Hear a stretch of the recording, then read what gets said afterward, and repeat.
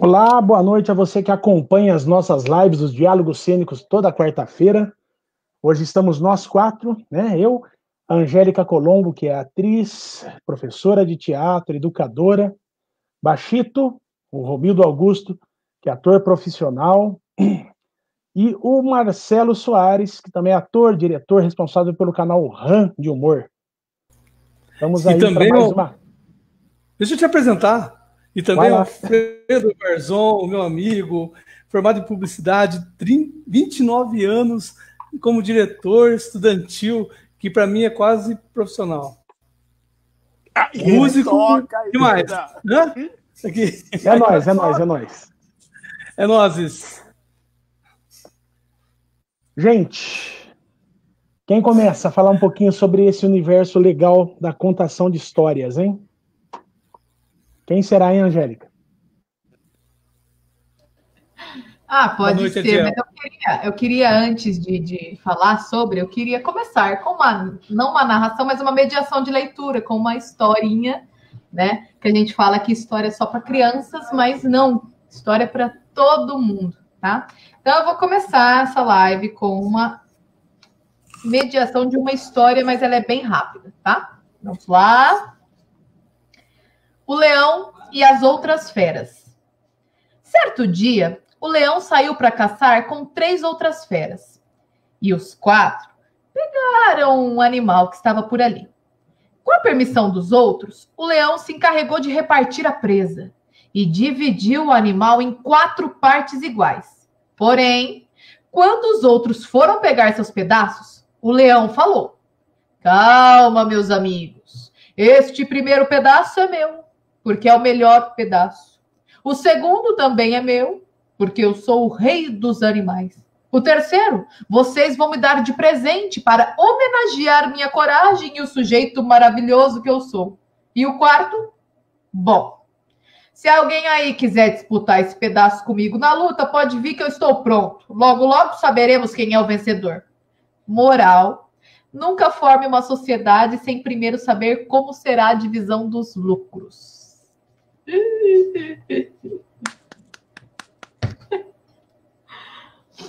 Muito bom. Eu que tenho que falar mesmo? O Bachito queria também contar uma. Eu acho que cada um podia falar um pouquinho, né? Contar uma e depois a gente começa a comentar sobre isso, né? Eu não vou contar. Vai lá, Bachito. Eu não vou contar como a Angélica, que é contadora de história. Eu vou fazer uma coisinha assim, olha. De tudo que é nego torto, do mangue e do cais do porto, ela já foi namorada. O seu corpo é dos errantes, dos cegos, dos retirantes, é de quem não tem mais nada. Dá-se assim desde menina, na garagem, na cantina, atrás do tanque, no mato. É a rainha dos detentos, das loucas, dos lazarentos, dos moleques do internato. E também vai a miúde, com os velhinhos sem saúde e as viúvas sem porvir. Era um poço de bondade. E é por isso que a cidade vive sempre a repetir: ela é feita para apanhar, ela é boa de cuspir, ela dá para qualquer um. Ah, maldita Geni. Um dia surgiu brilhante, entre as nuvens flutuante, um enorme zeppelin. Pairou sobre os edifícios, abriu 1000 orifícios, com 2000 canhões assim. A cidade, apavorada, se quebrou, paralisada, pronta para virar geleia. Mas do zeppelin gigante desceu o seu comandante, dizendo: eu mudei de ideia. Quando vi nessa cidade tanto horror e iniquidade, resolvi tudo explodir, mas posso evitar o drama. Se aquela formosa dama esta noite me servir. Essa dama era Geni, mas não pode ser Geni. Ela é feita para apanhar e ela é boa de cuspir. Ela dá para qualquer um. Oh, maldita Geni! Mas, de fato, logo ela, tão coitada, tão singela, cativava o forasteiro. O guerreiro tão vistoso, tão temido e poderoso, era dela prisioneiro. Acontece que a donzela, e isso era um segredo dela, também tinha os seus caprichos. E ao deitar com um homem tão nobre, tão cheirando a brilho e a cobre, preferia era amar com os bichos.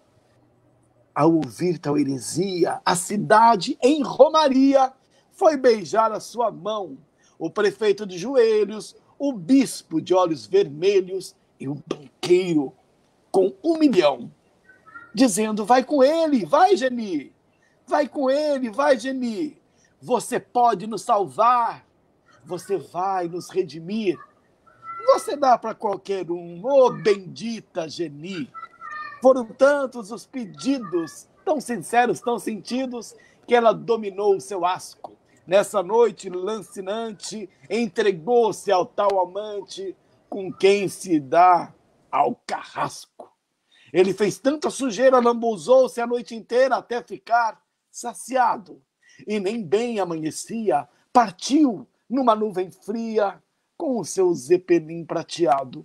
Num suspiro aliviado, ela se virou de lado e tentou até sorrir. Mas logo raiou o dia e a cidade, em cantoria, não deixou ela dormir. Joga pedra na Geni, joga bosta na Geni. Ela é feita para apanhar, ela é boa de cuspir. Chico Buarque.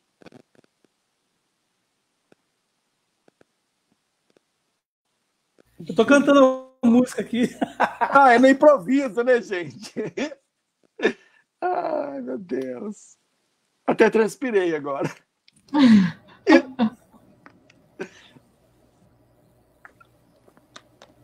O que foi, Fred? Vai lá, Marcelão.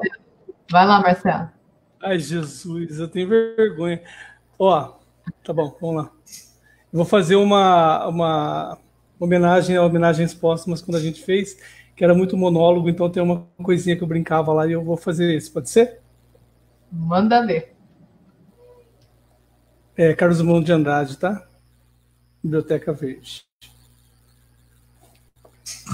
Papai, me compra a Biblioteca Internacional de Obras Célebres. São só 24 volumes encadernados em percalina verde. Meu filho, é livro demais para uma criança. Compra assim mesmo, pai. Eu cresço logo. Então, quando crescer, eu compro. Agora não. Papai, me compra agora. É em percalina verde. São só 24 volumes. Compra. Fica quieto, menino. Eu vou comprar. Rio de Janeiro? Aqui, ô, coronel. Me mande urgente sua biblioteca bem acondicionada. Não quero defeito. Se vier com arranhão, recuso, já sabe. Quero devolução do meu dinheiro. Está bem, coronel. Ordens são ordens. Segue a biblioteca pelo trem de ferro. Fino caixote de alumínio e pinho. Termina o ramal, o burro de carga. Eita! Vai levando tamanho o universo. Chega cheirando a papel novo. Mata de pinheiros toda verde. Sou o mais rico menina dessas redondezas. Orgulho? Não. Inveja de mim mesmo. Ninguém mais aqui possui a coleção de obras célebres. Tenho de ler tudo. Antes de ler, que bom. Passa a mão no som da percalina. Esse cristal de fluida transparência. Verde. Amanhã começo a ler. Agora não. Agora quero ver as figuras. Todas! Templos de Tebas, Osíris, Medusa. Apolo nu. Vênus nua. Nossa Senhora, tem disso nos livros? Depressa, as letras. Careço ler tudo. A mãe se queixa. Não dorme esse menino? O irmão reclama. Apaga a luz, cretino! Esparmacete cai da cama, queima a perna, o sono Olha que eu tomo e rasgo essa biblioteca antes que eu pegue fogo na casa. Eu perrei. Vamos de novo. Olha que eu pego e rasgo essa biblioteca antes que pegue fogo na casa. Vai dormir, menino, antes que eu perca a paciência e te dê uma sova. Dorme, filhinho meu, tão doido, tão fraquinho. Mas leio em filosofias, tropeço e caio. Cavalgo de novo o meu verde livro em cavalarias, me perco medievo em contos, poemas, me vejo viver como te devoro, verde pastagem, ou antes carruagem de fugir de mim e me trazer de volta a casa a qualquer hora num fechar de páginas. Tudo que eu sei, ela que me ensina. O que saberei, o que não saberei nunca, está na biblioteca em verde murmúrio de flauta percalina eternamente.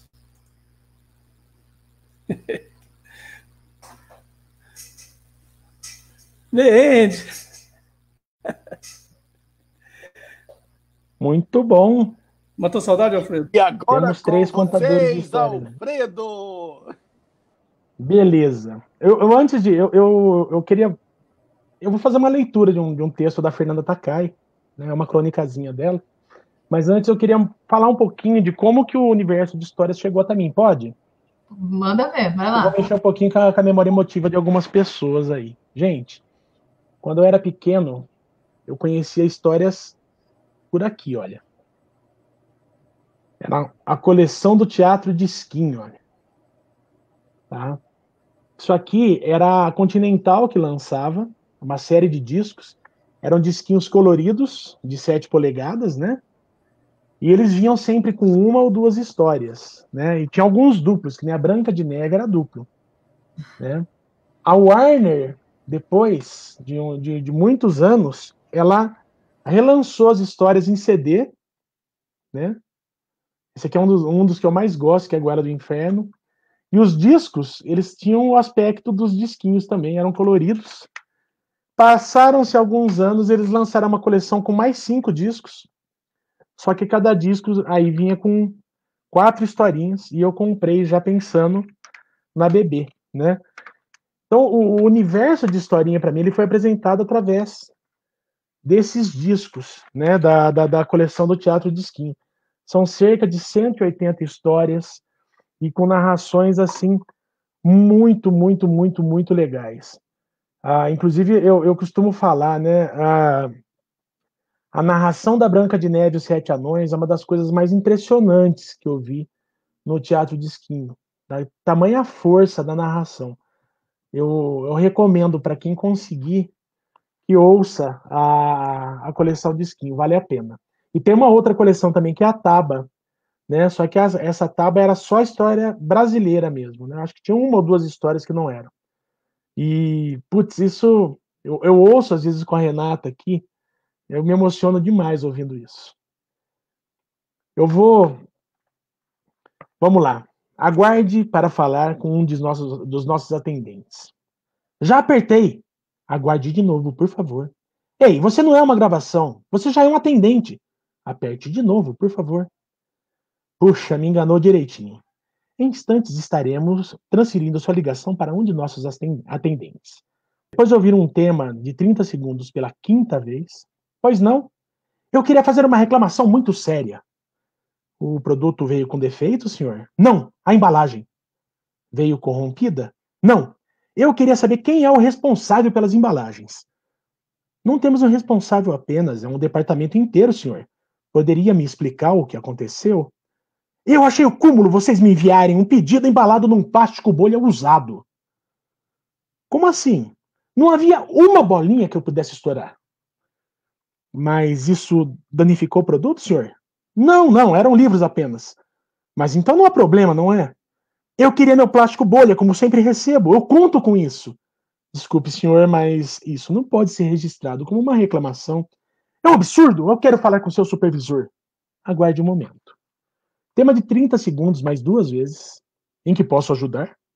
Eu recebi uma encomenda com plástico bolha estourado. A sua encomenda sofreu dano, senhor? Não, mas eu considero o plástico bolha parte dela. Eu preciso estourar aquelas bolinhas. Senhor, infelizmente não posso registrar sua reclamação sem que tenha havido realmente um problema com o produto enviado. Eu estou com problema agora, eu não tenho bolhas para estourar. Calma, senhor, eu vou ver o que posso fazer. Tema de 30 segundos, mais 5 vezes.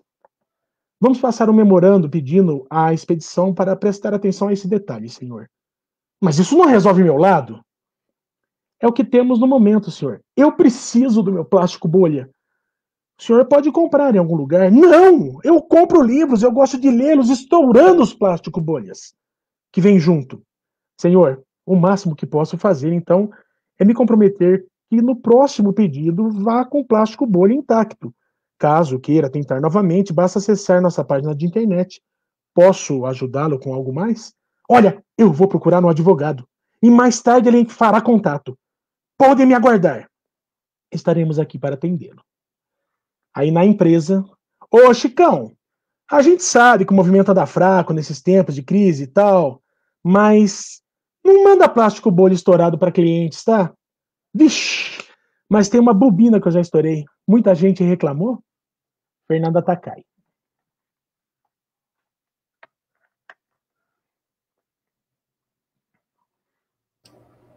Que texto lindo, eu não conhecia. Muito legal, muito legal. Muito legal, é muito legal mesmo. Lembrei desse texto da Fernanda, falei, é ele que vai, porque eu acho muito divertido. Sem contar que eu gosto pra caramba dela, né? Você gosta tanto que você interpreta muito bem esse texto. Por quê? Porque você gosta. Faz parte de você. Então vamos já. lá, Angélica. Gostar do texto para quem vai contar a história é muito importante, então? Ele ajuda, mas assim, né? Porque se a gente for pegar que precisa, ele ajuda a gostar da história, né? Quando você se apropria da história, você conta melhor, né? Porque você já conhece, se acontece de algum imprevisto na contação de história, te tirar do eixo, você consegue voltar sem problema nenhum, né? Mas eu não gosto de colocar isso como uma regra, principalmente para professoras, porque senão vai ser desculpa. Então eu não vou gostar, eu não vou contar a história, porque às vezes eles não têm tempo de escolher uma história antes. Mas eu acho que todo esse cuidado antes da escolha, de entender o texto. Tem teses que defendem que você tem que se identificar com a história, relacionar a história com a sua vida, né? Mas hoje em dia, com essa moda, né, de contação de história, com essa necessidade, principalmente por conta da pandemia nas escolas, para cumprir com o horário, que é um meio, né, um recurso que está sendo utilizado facilitador de educação, né, as professoras não estão tendo tempo, né? Eu sou contra, assim, eu tenho que contar uma história, peraí, eu vou pegar esse livro aqui. Vamos lá. Não, eu acho que tem que ter uma preparação antes. Você tem que pensar se você vai utilizar a voz, se você vai utilizar o corpo, se você vai utilizar algum recurso, né, musical, ou algum recurso de objeto, algum adereço. Eu acho que esse cuidado tem que ter, né? Faz a diferença. Tem que ter um certo envolvimento com a história, então, né? Eu acho. Para quem não sabe, né? Eu e a Angélica tivemos uma boa temporada juntos, contando história em livrarias, em praça, né, Angélica? Fomos para vários cantos aí contando histórias. Com diferentes públicos. Com muitos públicos diferentes. De escola até Fundação Casa, né? E eu achava muito interessante o recurso que você usava com objetos, né? Eu lembro no João Boboca, os objetos que você usava para simbolizar cada animal, e eu acho que isso acrescenta muito na contação e trabalha também o imaginário da criança, né? Sim. Não chega a ser uma coisa totalmente palpável, mas ela leva a imaginação da criança até o lugar, né? Eu tenho a minha referência grande desse estilo, mas é um estilo, né? Hoje, nos cursos mesmo que eu dou, as professoras falam, mas tem que ser assim? Não, é um jeito que eu encontrei, né? Por quê? Porque eu não gosto de, por exemplo, eu vou contar uma história de que tem a história de uma caneta, né? E pôr a caneta. Eu prefiro muito mais fazer com uma régua e a criança imaginar, entendeu? Que isso é uma caneta. Então, você está facilitando, né? Você está estimulando, né? Ela pensar no lúdico. E a minha grande referência é no Rá-Tim-Bum, né? A Morgana. Aquela, não, no Rá-Tim-Bum mesmo, a contadora de história. Tá.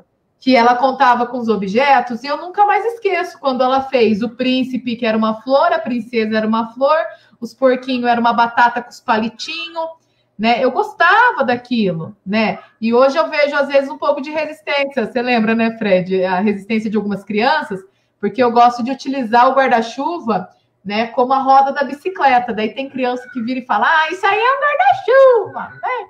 Aí dá um chazinho um chazinho de imaginação, né? Vamos aí tentar, porque daí eles vão entrando na brincadeira. É que a criança hoje ela quer bater de frente, né? Eu não esqueço daquela criança do cadê a, como é que é? Cadê a galinha? Nossa. Tá ali! Tá ali! Não tinha embarcado na história e tem criança. Eu já tive outros problemas quando eu conto essa história do João Boboca. Às vezes agora estou escondendo os animais, entendeu? Porque eles levam muito ao pé da letra. Eles falam, não, mas exatamente, tá ali em cima da mesa, né? Eles querem me ajudar, né? Mas estão assim, estragando, né? A minha concentração, né? Quase. Então, eu estou escondendo também agora os objetos. Mas essa desconstrução do objeto, ela é muito interessante. Tá? A desconstrução do objeto, o que é? Bem rapidão. É você pegar um objeto e fazer que você desconstrói ele e ele vai ser outro na história. Isso aqui pode ser um avião, né? Pela cor verde, né? Pode ser um galho, pode ser uma pena. Você pode utilizar a cor, você pode utilizar o formato a favor, ou você pode viajar, né? Usar isso aqui como se fosse uma espada. Tá, né? É o seu corpo que vai levar e fazer a criança acreditar que isso aqui é uma espada, né? Então é um recurso que é muito rico, porque você está estimulando inconscientemente a criança a trabalhar o lúdico. E a contação de história, que a gente utilizava bastante, que a gente ia, por exemplo, fazer a contação de história de um livro para a criança. Então o professor abre o livro, ele começa a ler a história e ele mostra o desenho para as crianças. Isso é muito usado hoje, né, Angélica? Ainda pelos professores.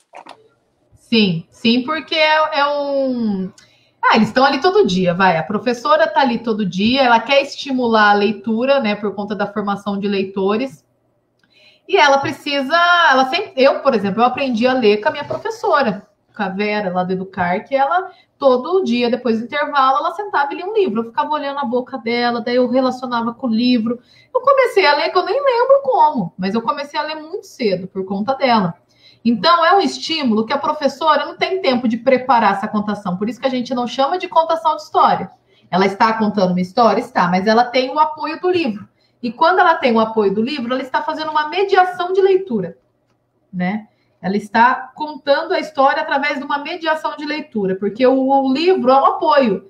Falam, mas não pode ter o livro. Não, é legal ter o livro. Eu acho assim que também é válido você contar, porque você está com o corpo livre, né? Você está naquele encontro com a criança, naquela sintonia. Mas também eu acho importante para uma professora ter um momento de mostrar a figura. Tem um porquê daquela ilustração, né? Tem um porquê daquele livro. Desculpa interromper. Pode falar. Mas até eu mostrar o livro, mostrar que aquilo está vindo de um livro, isso estimula a leitura também, né? Sim. Eu falo assim, mas hoje, gente, o povo quer fechar a técnica de contação de história. Eu faço uns cursos online só para ver, sabe? Porque eu sou chata. Só para ficar xeretando mesmo, porque eu dou curso individual, personalizado para as professoras. Inclusive, eu estou fazendo uma professora que o Fred me indicou, para a Kátia. E aí, o legal é o quê? Elas falam assim para você, gente. Olha, para você contar história, você tem que usar uma saia de chita. Você tem que usar uma saia comprida, sabe? E a pessoa não se identifica com uma saia comprida, ela se identifica com uma roupa preta, e aí? Né? Eu não gosto de fechar, eu falo que, tanto nos cursos, tanto para qualquer pessoa que quer contar história, eu falo, gente, você tem que se identificar. A gente vai te dar as ferramentas, você vai ter consciência dessas ferramentas, que a sua do Baixito é diferente da do Marcelo, né? A voz do Baixito é diferente da do Marcelo, então os dois têm recursos totalmente especiais, e você vai encontrar o seu contador de história, o seu figurino. Não preciso de figurino. Não precisa, então. Deixa mais rico para a criança? Deixa. Mas você não está se sentindo bem? Eu acho assim, você tem que se identificar quanto contador de história. Você entendeu? Acho que isso que é o bacana. Porque esse encontro vai ser puro com a criança. Não só com criança, com a terceira idade, principalmente. Né? Eles vão se identificar com você. Eu tive uma professora de terceira série. Na minha época era terceira série. Ai, na minha época é forte, né? Era terceira série. Ela fez uma viagem para o sul. E ela contou a viagem dela para o sul. Sem nada. Então, ela contou a trajetória de carro até o sul e estava muito frio. Então, ela falava sobre tudo branquinho, toda a neve que caía. Aquilo me levou a viajar junto com ela e fazer a mesma viagem que a dona Celina. A dona Celina, na época, contou. E ela não usou recurso nenhum, ela usou o recurso da memória dela, do que ela visitou, né? E que é importante. Então, por exemplo, eu sempre, quando entrava isso com criança, eu contava alguma coisa que eu fazia, o meu percurso da minha casa até a escola. Então, eu saí da minha casa, eu peguei na época eu tinha uma mobilete, eu sentei na minha mobilete e eu ia contando esse percurso e elas ficavam me olhando. Para quê? Para estimular que elas também contassem ali, no primeiro momento delas, que não era uma aula de teatro, a gente fazia brincadeiras infantis, brinquedos infantis, para estimular também nelas, elas contarem alguma coisa delas, né? Então, usava esse meu percurso inspirado na dona Celina, da viagem que ela fez. E funcionava bem. Você não esqueceu, né? Da terceira série, você já está com 40 anos, Bachir? Não, eu estou com 22 anos ainda, né? Eu não posso falar aquela palavra que eu te falei hoje, mas está tudo certo. Não. Agora não. Mas o legal disso que o Bachir fala... Pode falar, Marcelo. Posso ousar em dizer que o stand-up hoje é uma contação de história. Porque eles criam, na verdade, a maioria acho que cria, né? E alguns contam a história da vida como se fosse, e entonam, e falam, e todo mundo dá risada, todo mundo presta atenção, e não é só para criança. Geralmente, stand-up... Marcelo, eu acho que a potência que veio o stand-up, que criou a arte do stand-up, você entendeu? Sim. Hoje tem cursos de como fazer stand-up, né? Tem os cursos, eu até vi esses dias na pandemia, acho que com o Marcelo Ventura, é um absurdo de caro. Mas tem técnica, eles criaram técnicas, né? Thiago Ventura, né? Criaram, então, assim, eu acho assim que é uma narração, não deixa de ser narração, mas a narração de história vem da vizinha que vem fofocar da outra que sofreu acidente. Né? Ela vem, ela conta como? Ela fala, eu não sei contar história, né? Eu vejo muita professora, né? E fala assim, mas eu não sei, eu tenho vergonha. Aí, beleza, eu deixo passado, eu falo, como que foi o que aconteceu na sua casa ontem? Aconteceu alguma coisa? Me conta. Nossa, ela vem e me conta com aquela, sabe, com aquela emoção. Né? Nossa, caiu! E com aquela interpretação no rosto. E por aí vai. Ela tá contando uma história. Eu falei, então, aí, ó, você está contando uma história. Todo mundo é ator. Né? Falar em ator, eu quero muito saber dessa história aí, Angélica. Tem que ser ator para fazer contação de história? Ai, Marcelo. Tô curioso. Eu ia falar uma coisa que encaixa no que o Bachito falou, né? Da importância que essa professora para ele fez e o quanto que todo mundo fala assim, precisa ser ator para ser contador de história? Todo mundo é contador de história? Eu sempre respondo com essa frase aqui, ó. Na África, cada velho que morre é uma biblioteca que se queima. Eu sempre respondo com isso, deixa a pessoa refletir. Por quê? Né? As histórias, gente, acho que, sei lá, eu até ouso dizer que é a primeira arte, porque todo mundo conta, é a forma de comunicação, né? Então, se ia caçar, voltava e contava, é uma necessidade nossa narrar, dialogar, e isso é uma contação de história, né? Justamente. É que hoje... O quê? Não, eu só ia fazer um comentário em relação a isso, né? A criança, uma das primeiras coisas que ela faz é aprender a contar história. A Renata, minha filha, agora em maio, né, 24 de maio, ela estava passeando pelo quintal da casa do meu irmão e tinha uma bananeira caída. E ela se comoveu com a bananeira ter caído, a ponto de eu juntar com o Miguel, cunhado do meu irmão, a gente erguer e calçar a bananeira para ela ficar de pé. E durante meses ela passou contando a história que a bananeira, bum, caiu. E ela se emocionava ao contar da bananeira que caiu e que depois o papai e o Miguel ergueram a bananeira de novo. Sim. E é uma história com emoção, com entonação. E 3 anos de idade. Principalmente, sabe com o quê? Com o afeto. Afetou ela. Ela se emocionou, atingiu o objetivo de qualquer história, que é emocionar, tocar alguém, achar engraçado, não importa a emoção que vem, né? Mas hoje a gente está numa moda, falar, então se você fala que todo mundo é contador de história, por que você dá curso de contador de história? Eu deixo bem claro, porque eu vou ajudando a você ter uma consciência corporal e vocal, a gente vai refletindo sobre a arte de contar história para você se identificar e criar o seu.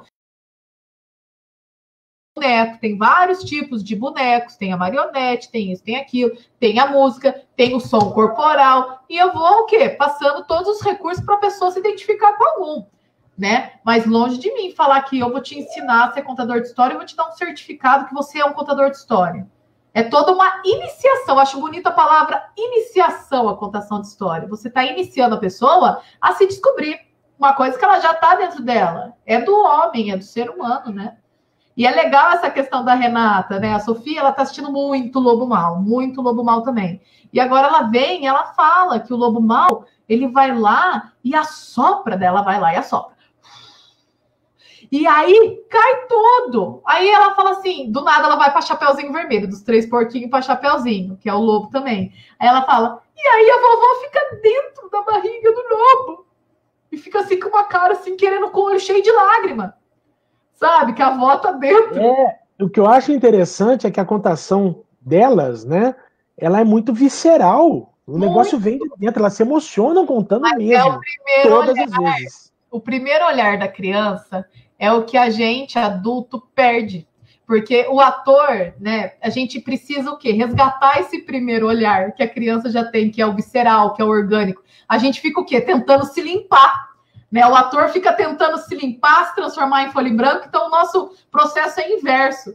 E a criança já não, né? Nossa, a criança ela já é orgânico, a gente que vai corrompendo, né? A criança e enchendo ela de um monte de referência, né? Mas é muito bonito esse primeiro olhar da criança.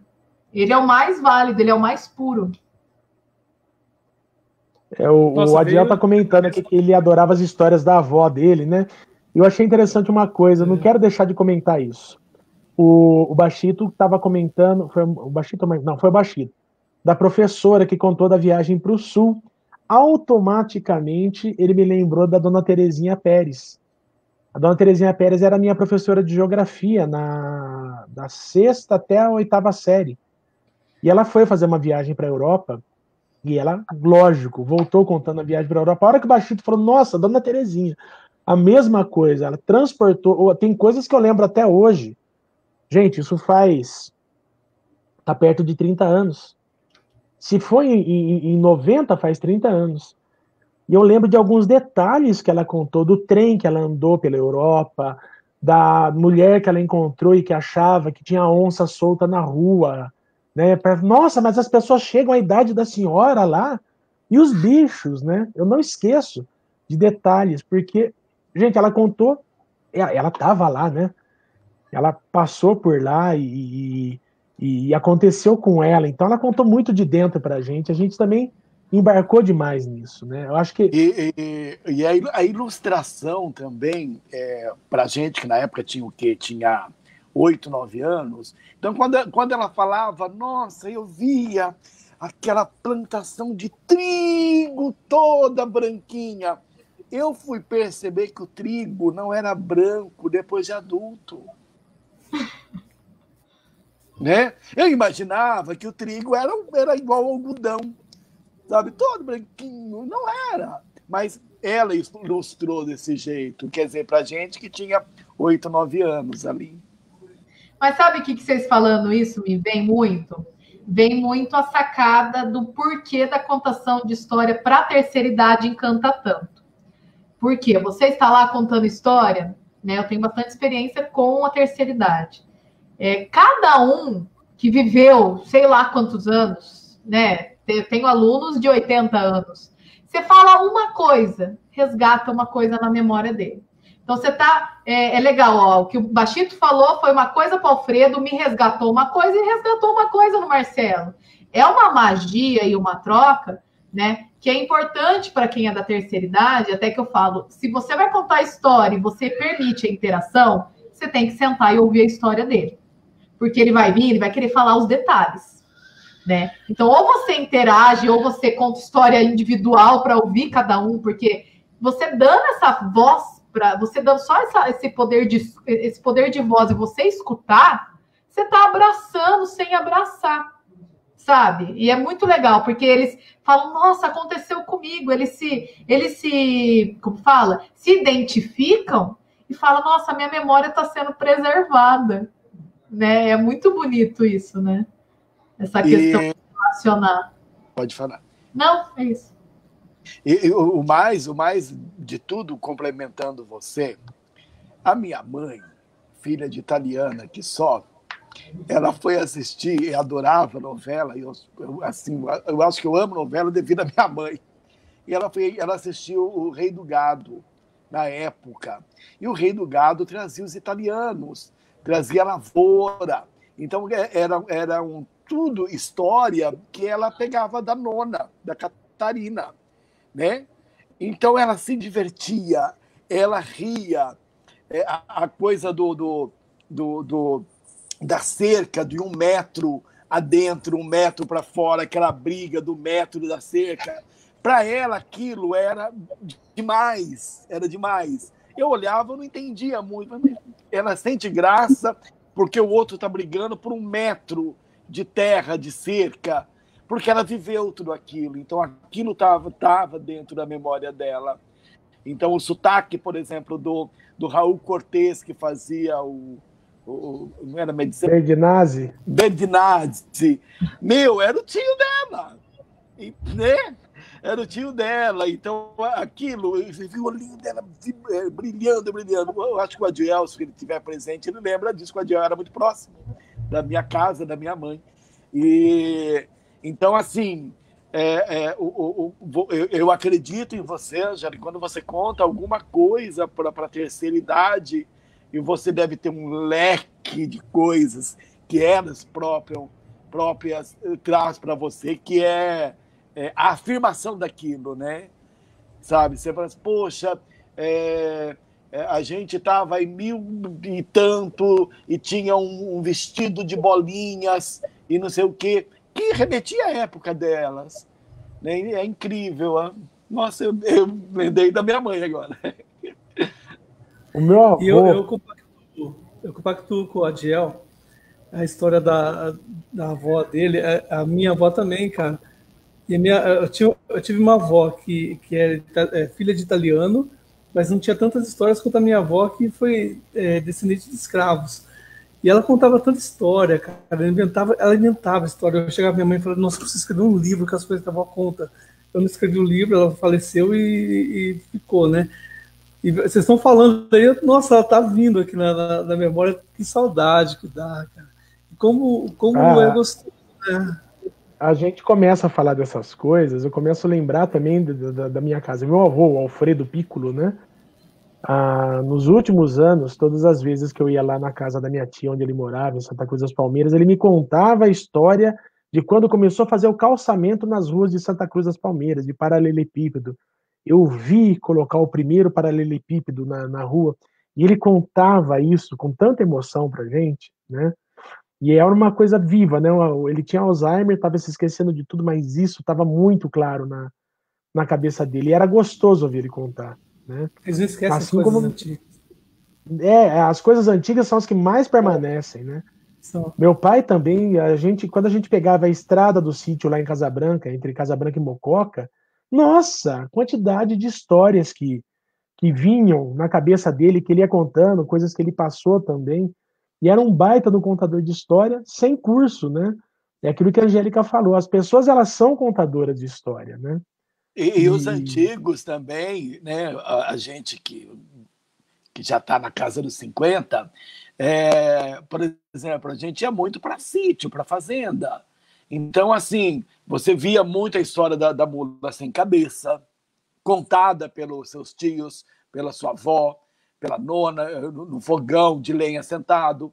Então você ficava amedrontado, porque era luz de lamparina, né? Todo mundo dormia antes das 9 horas da noite, e contando uma história, por exemplo, por que o cavalo, no outro dia, ele acordava todo trançado? Era porque o Saci Pererê que trançava ele. E a gente, na emoção de dormir cedo, que quem mora em cidade não dorme 9 horas, 8 horas, e se ouvia o cavalo relinchando, né? Eu tive com a minha tia agora,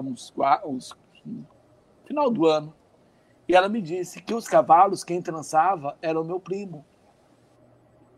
Né? Que eu perguntei, você viu? Eu quero que você me responda. É verdade? Não, não era verdade. O Sinésio ia lá, pegava o cavalo, trançava o rabo, a crina deles, para botar medo em vocês.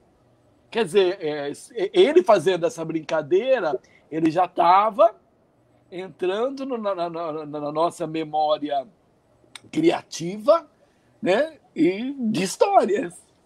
Incrível. Mas o bonito disso, né? Eu estou fazendo um curso de sábado que chama Histórias de Vida, com a Tininha Calazans, lá de São Paulo. Se não tivesse a pandemia, não ia ter oportunidade, porque é tipo 6 meses presencial.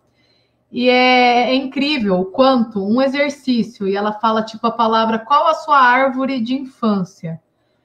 O quanto, gente, de história que vem, o quanto a gente é a nossa família.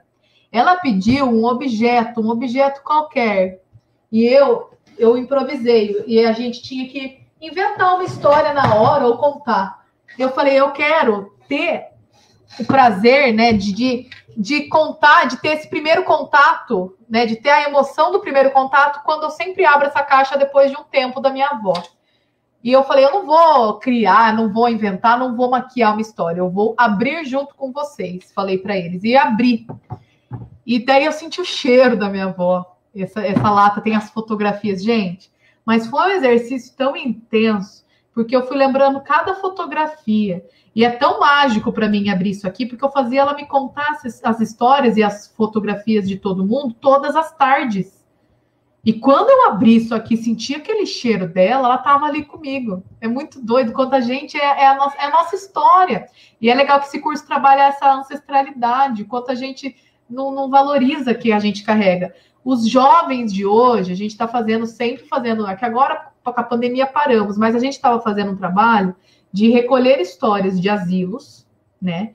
E fazer o encontro dessas histórias com os jovens das escolas. Então, os idosos iam contar as próprias histórias para os jovens. Para eles terem essa geração que está tão separada. Você não vê, os próprios avós falam, mas meu neto não quer me ouvir hoje.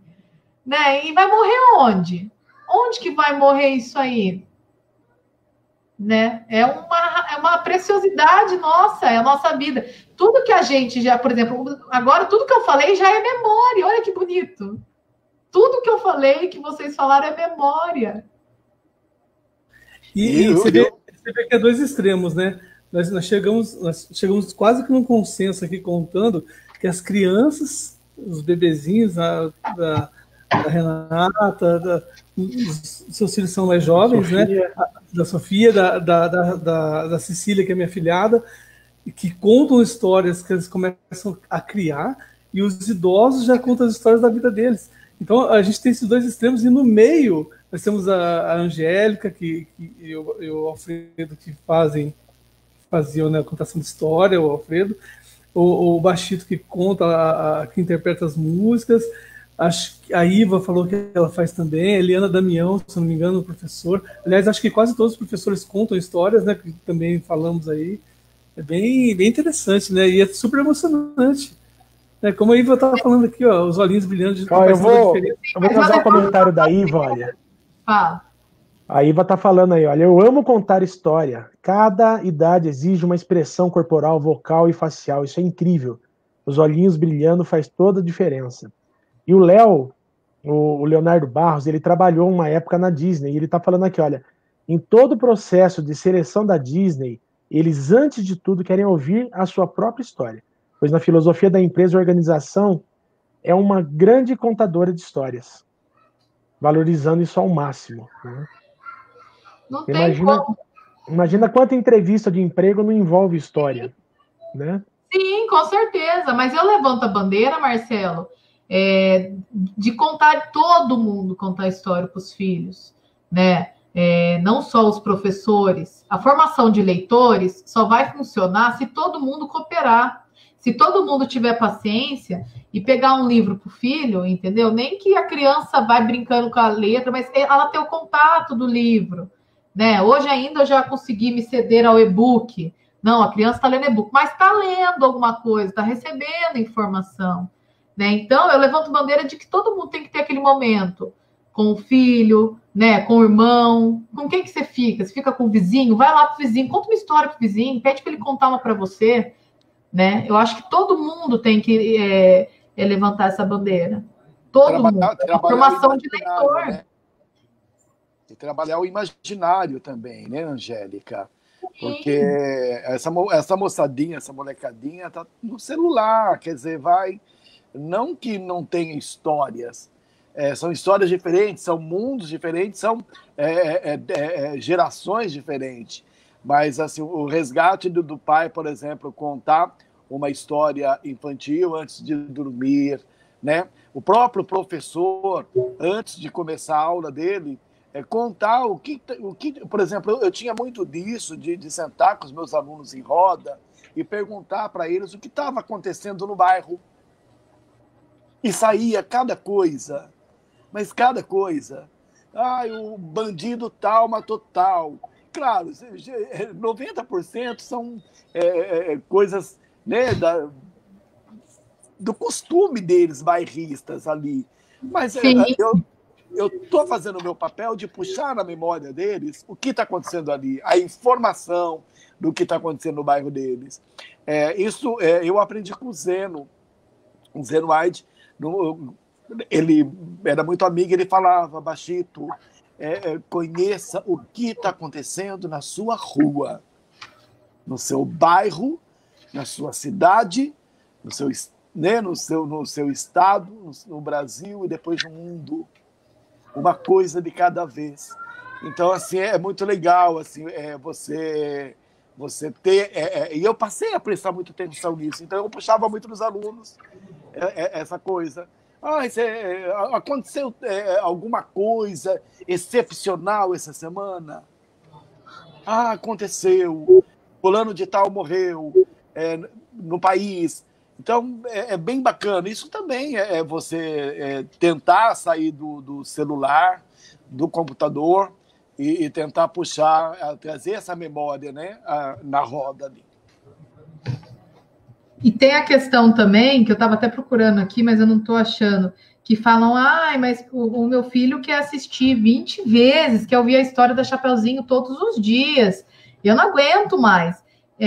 Se vocês entendessem o quanto é importante a repetição para a criança, né? E o quanto, cada vez que você vai contar, ela vai pegar uma coisa diferente, né? Que eu vou tentar achar aqui, eu leio para vocês, mas é uma frase só. Pode dar continuidade aí que eu falo. O Léo falou da Disney e hoje, por coincidência, eu vi no Face uma girafa, né? Como psicólogo, não sei se vocês viram isso, conversando com alguns personagens, né?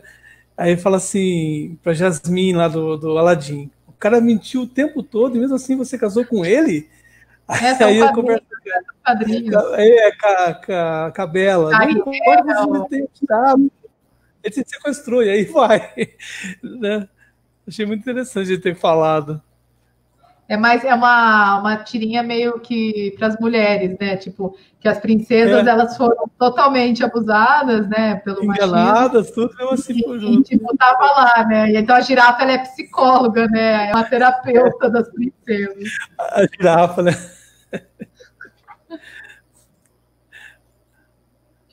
Ó, a Gabi tá falando aqui, olha. É muito profundo isso, as histórias fundam o nosso imaginário mesmo, a maneira como enxergamos e interagimos com o mundo. Verdade. O pessoal, eu acho que a contação de histórias, ou melhor, o conhecer histórias é uma coisa que é até um pouco subestimada, né? A importância disso. Eu tenho feito um projeto, não tem muito a ver com contação de histórias, mas lá na Câmara onde eu trabalho, eu e a Andressa, a jornalista que trabalhava comigo, e pretendo continuar fazendo com o Fábio, que está lá comigo agora, a gente tem procurado fazer um resgate da história da cidade através da contação de histórias pelas pessoas que viram a história acontecer.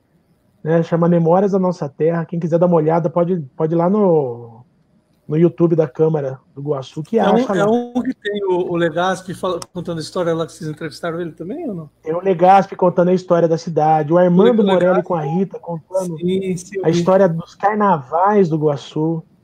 Né?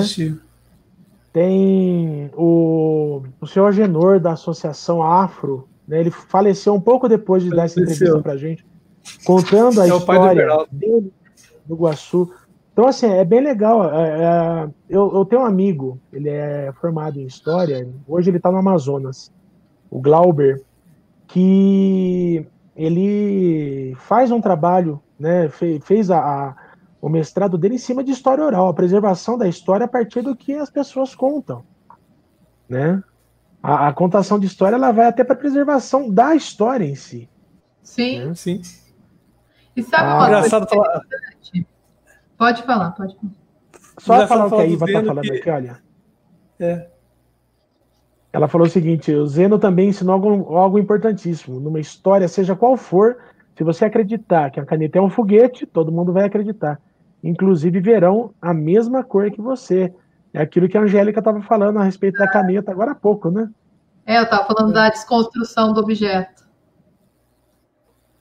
A Gabi está falando que é uma vertente da história oral, da história, né? A história oral, baseada primordialmente na história viva.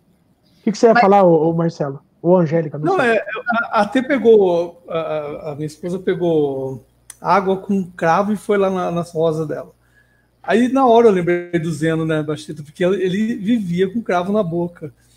E falando do Zeno, ele sempre colocava o cravo na boca para acalmar. E o Bastito comentou uma coisa dele e eu achei interessante, porque a história que nós criamos aqui com ele foi do cinema, né? Ele falou, né? Tem que ser coisa daqui, que acontecia e tal. E eu lembro que nós começamos a contar um monte de história do cinema para ele. Lembra, Bastito? Ele usava uma técnica de dramaturgia que era a criação da cena, né? Então, por exemplo, eu criei uma das cenas desse texto que ganhou, chamado The End. Aliás, a gente tem que ligar para o Ulisses nos dar uma cópia desse texto. Tem uma cena que eu fazia com o Márcio Américo, lembra do Márcio Américo? Foi meu monitor no primeiro FETEG, meu. O Márcio Américo, nós fazíamos uma cena de dois meninos que queria ir ao cinema, né? E essa cena, e o Zeno, a gente apresentou uma ceninha, e o Zeno ia corrigindo essa cena, corrigindo. Depois que a cena estava pronta, passou ela para o papel, né? Como escrever. Essa cena minha do Márcio, do The End. E o Zeno, acho que o Zeno não fumava cigarro, né? Ele mascava cravo por mascar mesmo. Não, ele falava que era para ficar calmo. Eu uma vez perguntei para ele, Zeno, que tanto cravo? Eu também colocava na boca. Eu achei ele aqui, viu? Lembro dele, toda vez que eu perguntava, lembro dele. O Zeno é um dramaturgo de presença, então ele todas as histórias dele, seja o Blue Jeans, seja o Anjos de Guarda, Exagerino Rímel, todas que ganharam prêmios assim fantásticos. Aí ele vivenciou as histórias, então ele frequentava muito o FEBEM, acho que ele dava aula ou alguma coisa, ele tinha uma ligação com esse submundo aí. Tanto que eu falava, nossa, como que você lembra muito Plínio, né? Eu falei assim, não, o Plínio que me copia. Plínio Marcos, E é fantástico. Se vocês quiserem, eu tenho uma lição nos demais que é maravilhosa. Coisa Isso é lindo, né? É lindo, lindo. Então o nome é legal, adoro.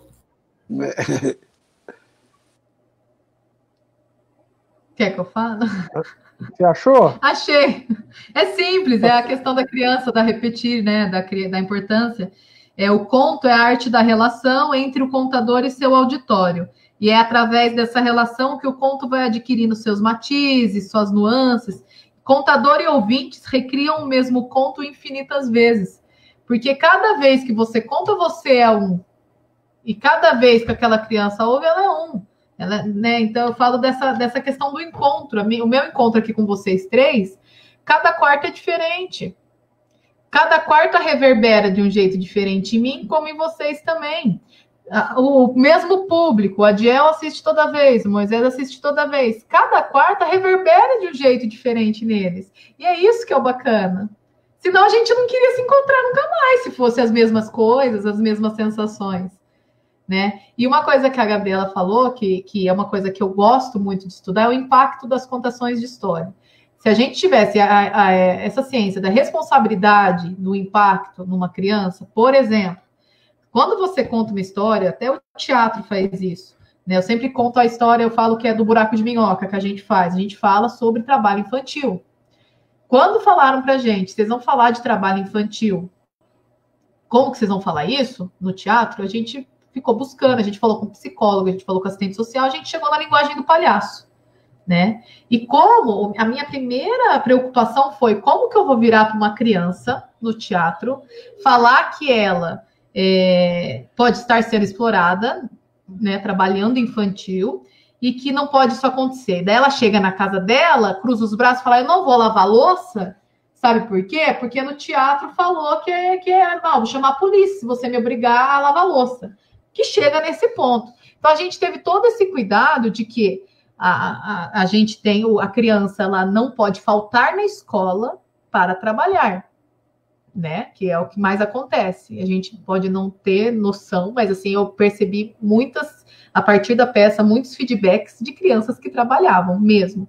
Daí a criança tem que ajudar em casa. Você mora na casa? Você tem que ajudar em casa. Então, né, para pegar esse equilíbrio para a criança. Então, o quanto a história também é importante, tanto conscientemente, quando você vai lá, conta a história, vamos supor, né, tá acontecendo hoje histórias, para desfraudar, a gente utiliza histórias para tudo hoje, né, e realmente são bem funcionais.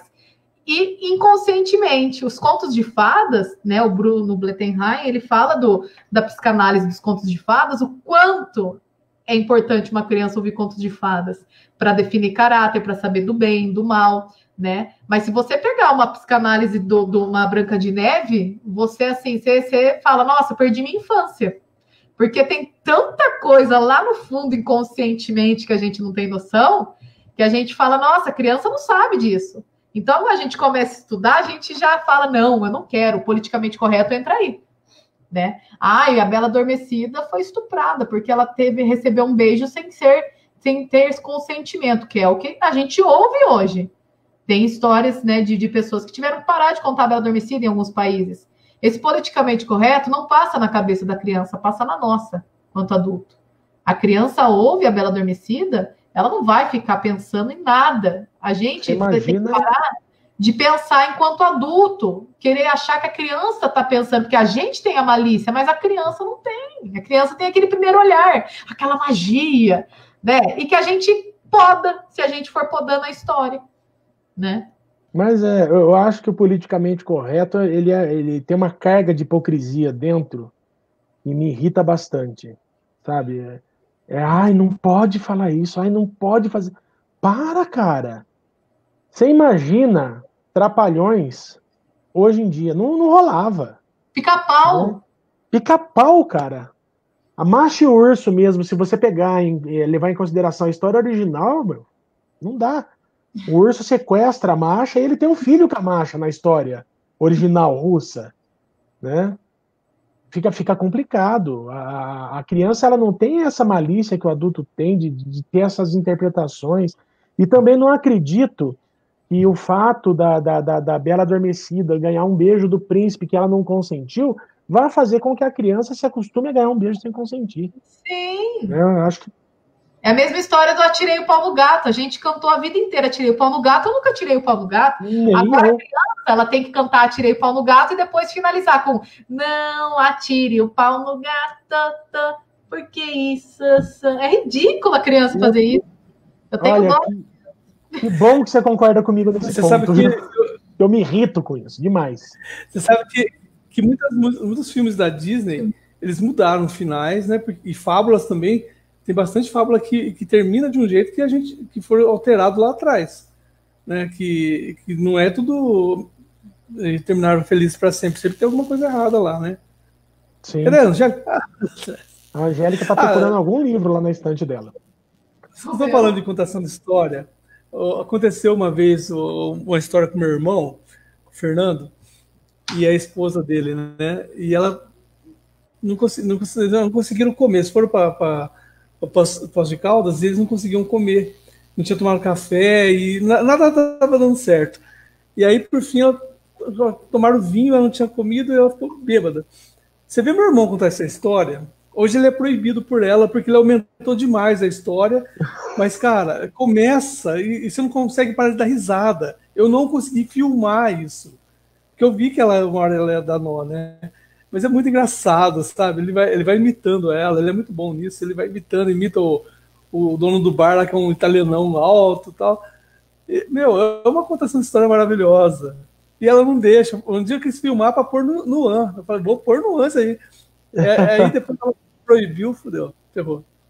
O Adiel fez um comentário aqui também, olha. O Popeye com o cachimbo dele, então, nem a pau, né? E o cachimbo na bochecha, né? Não fica nem na boca. É curioso para saber o que ela está falando, né? De verdade. A próxima live ela trará um livro para a gente ler. Não, é que eu estava querendo procurar um livro que eu tenho, mas eu não estou achando. Eu sou meio lerda para achar as coisas quando eu quero achar. Gente, vou aproveitar esse tempinho que a Angélica está lá. Tá. Para a gente divulgar um pouquinho as coisas, né? A Angélica, por exemplo, ela tem um canal no YouTube, que é o Histórias de Malicuia, onde ela faz contação de história, né? Que tá fraco para gravar, porque eu tô tendo que gravar para as escolas. Não tem tempo de gravar pro meu canal. O Marcelo tem um canal no YouTube, né? O Morhan. O Bachito tá lá no Instagram, né?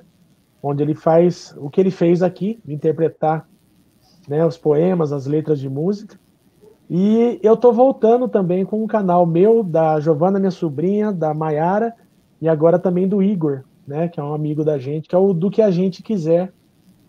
Sexta-feira tem estreia. Toda sexta-feira a gente está tentando manter de novo os videozinhos no ar aí, tá? Aproveitar para a gente fazer esse comentário rápido. Não esqueço, faz tempo que a gente não divulga as nossas mídias, né?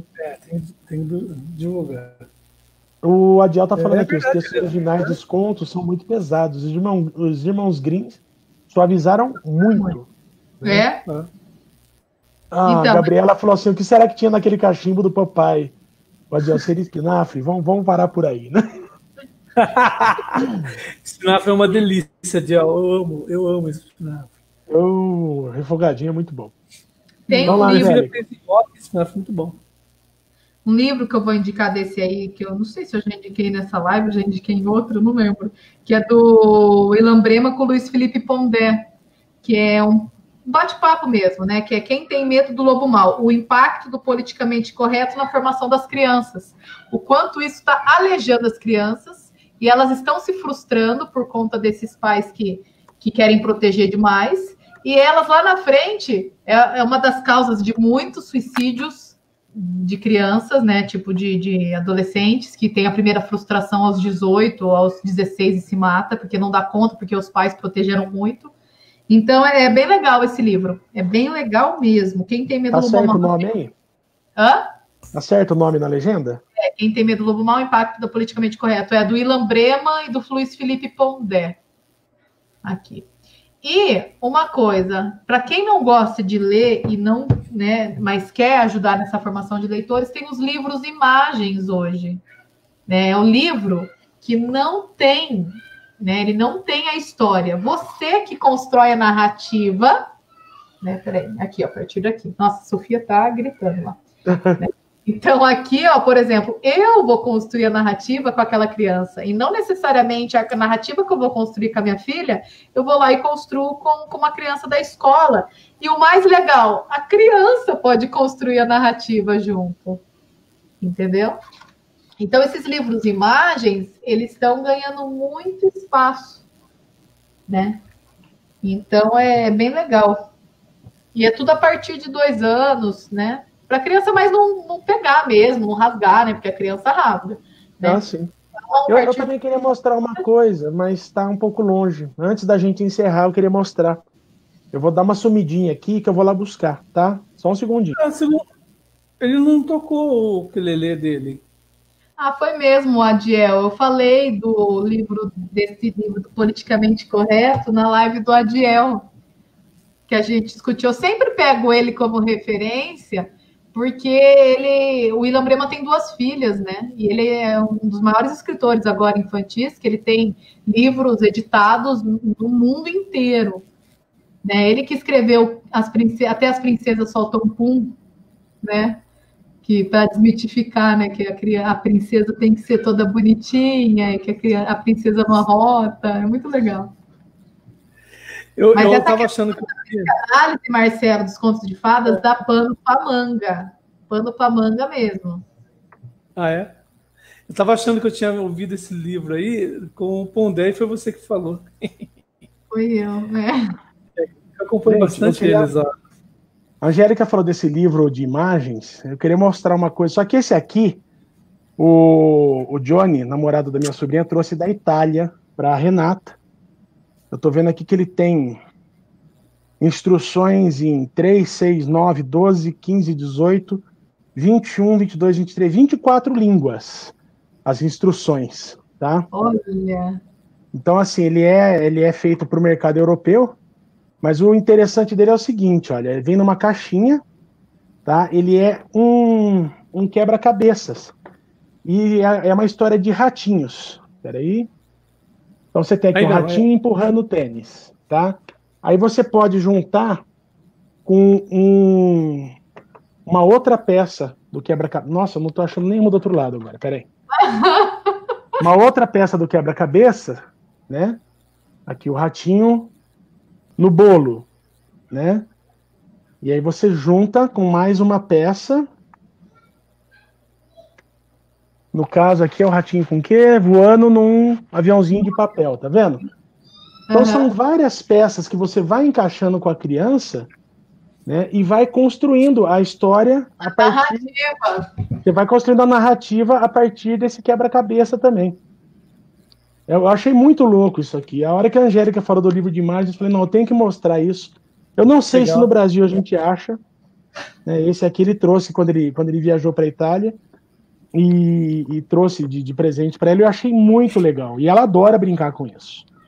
Né? Então, mas agora, você trazendo isso, é que assim, né? Quando eu contava história em um hospital, a gente tinha que criar com as crianças também, né? Porque às vezes eles não queriam um livro que falasse de morte, ou um livro que falasse de alegria demais, pela delicadeza do momento, né? Que é o pior lugar que a gente quer estar, a gente não gosta de estar no hospital. Imagina uma criança que mora num hospital. Então, eles criaram lá em São Paulo, né? Que é o Contadores de História, Associação Vivo Deixe Viver, esse eu conto, que é um baralho que a gente pode fazer com qualquer criança. E a gente pode criar o nosso baralho, né? Então, aqui tá assim, ó. Tem as ações, as qualidades... Vai mais para cima, Angélica. Tá não pra ver. Aqui, ó. Então, você pega um objeto, uma qualidade, uma ação e um personagem. Aí você vai lá. lavar. Você começa uma história com a palavra lavar. Aí você tem que ir lá e colocar fruta no meio. Aí você tem que colocar queimado no meio, sabe? Então, ai, eu tenho um problema com essa câmera. Então, você vai criando a história, a criança vai criando também, e você pode criar suas cartinhas e eles desenharem também. Então, a gente tem muito estímulo aí, muito método de estímulo para leitura, para essa desculpa de, não, a criança pode fazer isso, você só vai ajudar na criação. E é engraçado que o adulto tem mais problema com criação de imaginação das minhas professoras adultas do que com as minhas crianças. Elas são mais travadas, porque a gente é travado, a gente não imagina mais.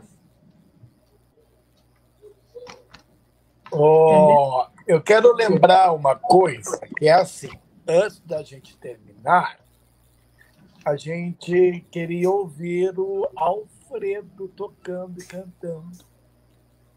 Mas não esqueceu não, Fred. Eu vou adorar. Eu tava jurando que você ia esquecer, cara. Atrás, né? A gente não esquece. Não. Ó, é bem... Nós somos atores, meu amor. A gente Temos não uma esquece, memória. não lembra, mas a gente dá um jeito. Lembra se Só para comentar, então. É que a Angélica, quando a gente estava fazendo muita criação, buscando histórias novas, eu mostrei para ela uma história que se chama O Festival da Primavera, tá? Para esquerda. Aumenta a tela. Peraí que eu tô sofrendo, eu tô tentando achar. Pera um pouquinho. Deixa eu me achar com o mouse. Agora eu posso aumentar a tela, tá? Essa historinha aqui, olha, chama O Festival da Primavera, As Aventuras do Araquã, né? E a gente ouvindo, a Angélica quase esborrachava de rir quando ela ouvia, porque assim, é a história de um festival de passarinhos numa clareira da floresta, e todos os passarinhos são convidados a cantar. Então tem assim coisas muito legais. Tem um coro dos cardeais que eu acho uma das coisas mais bonitas que eu ouvi. E o Araquã, toda vez que alguém está cantando, como ele não foi convidado para a festa, né, para o festival, ele decide atrapalhar. E aí ele aparece com a violinha, meu Deus, cantando mais ou menos assim, né? Araquã, peraí, errei. Araquã, pra atrapalhar, Araquã, pra vadiar, Araquã,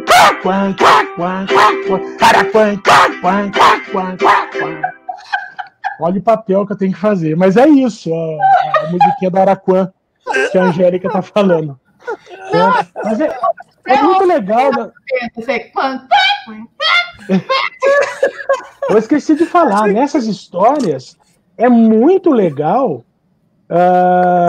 Porque a produção musical também era muito boa. Você tinha ali o João de Barro, que era compositor nas histórias, você tinha Radamés Inhata ali envolvido, não era um negócio simples, não.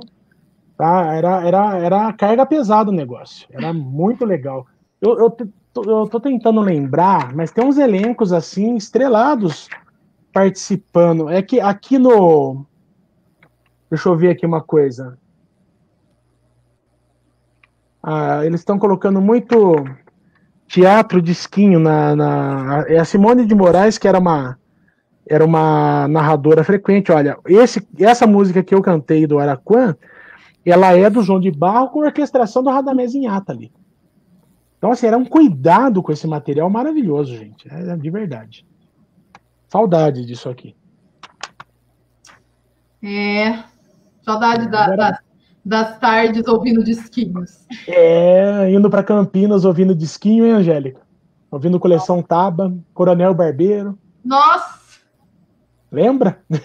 Coronel Barbeiro eu canto até hoje para as crianças, eu toco, eu conto para elas. Essa história é muito legal também. Ela é da Taba, né? Já é de uma outra... De uma outra... de uma outra série. Gente, queria agradecer demais ter vocês mais uma vez comigo aqui, em mais uma quarta-feira de Diálogos Cênicos. Hoje estávamos nós 4 sem convidados, mas a gente tinha muito para falar a respeito de contação de histórias. Como chama essa criatura? Que coisa mais linda! Parece Essa criatura chama-se Katara, inspirada naquele desenho. A lenda de Aang. Star Wars lá. Chewbacca. Não, a lenda de Andy. Sacanagem. Ó, queria aproveitar para agradecer, então, o pessoal que estava com a gente acompanhando, o Adiel, o Moisés Pedro, a Gabriela Almeida, a Iva Marques, o Léo Barros, né? Obrigado, gente. Eu acho que é o pessoal que esteve aí comentando com a gente, participou ativamente da live de hoje, né? E semana que vem tem mais, beleza? Até a próxima, pessoal. Valeu. Boa noite, pessoal. Tchau, Obrigado. Boa noite. Até a próxima. Good night.